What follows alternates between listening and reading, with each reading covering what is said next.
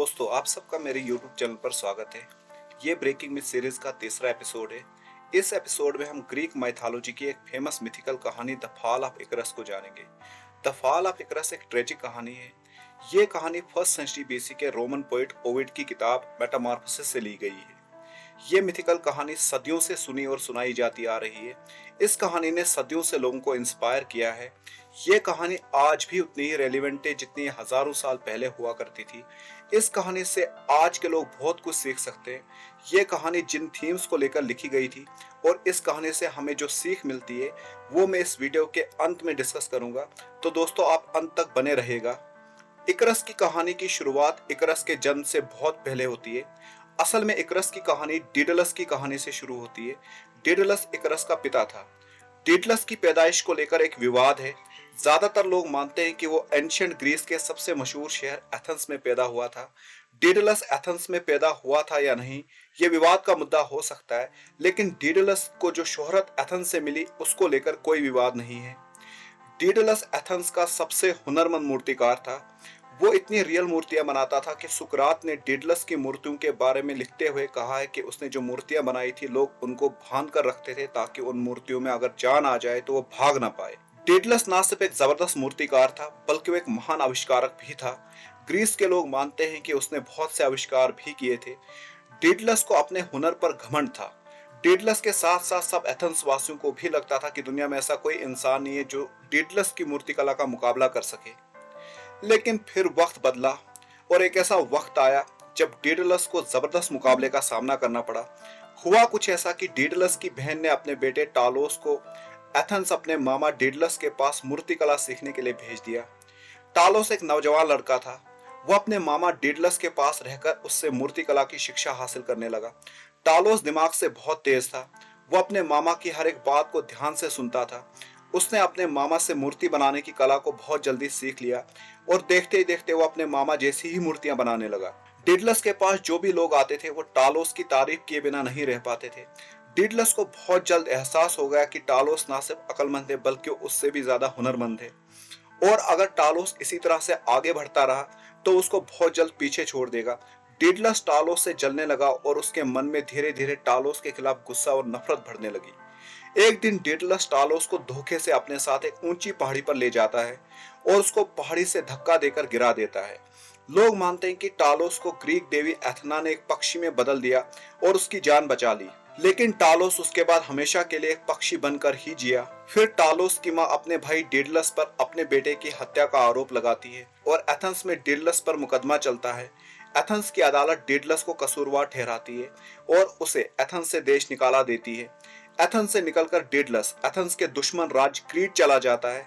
वहां का राजा जिसका नाम माइनोस था वो डेडलस को हत्या के आरोप से बरी करके अपने राज्य का मुख्य आविष्कारक बनाता है। डेडलस माइनोस की सेना के लिए कई आविष्कार करता है जिनकी मदद से माइनोस बहुत ताकतवर बन जाता है। माइनोस के दरबार में रहते हुए डेडलस अपने जीवन की नई शुरुआत करता है। वो वहां एक गुलाम लड़की जिसका नाम नौक्रेटिस था उससे शादी करता है और दोनों का एक बेटा पैदा होता है जिसका नाम इकरस रखा जाता है। माइनोस के राज्य में डेडलस की जिंदगी अब बहुत आराम से गुजर रही थी। वो राजा का चहेता बन गया था। डेडलस के किस्मत ने एक बार फिर करवट ली और डेडलस एक बहुत बड़ी मुसीबत में फंस गया। हुआ कुछ ऐसा कि राजा माइनोस ने ग्रीक देवता पोसाइडन से आशीर्वाद मांगा और प्रार्थना की कि अगर वो राजा से खुश है तो वो स्वर्ग से एक बेल भेज के राजा को अपनी रजामंदी का संकेत दे। राजा माइनोस ने वादा किया कि वो उस बेल की बलि देकर पोसाइडन को समर्पित करेगा। पोसाइडन ने राजा की प्रार्थना सुनी और एक अनोखा और खूबसूरत बेल समंदर से प्रकट हुआ। लेकिन जब माइनोस ने उस बेल को देखा तो वो उसको इतना पसंद आ गया कि उसने फैसला किया कि उसकी बलि नहीं देगा। उसकी जगह पर उसने दूसरे बेल की बलि दी। देवता पोसाइडन इस बात से बहुत नाराज हो जाता है। उसने माइनोस को सजा देने के लिए उसकी गर्भवती पत्नी को श्राप दे दिया। पोसाइडन के श्राप के चलते माइनोस की पत्नी के पेट से एक दानव ने जन्म लिया जिसका आधा शरीर इंसान का और आधा शरीर बेल का था।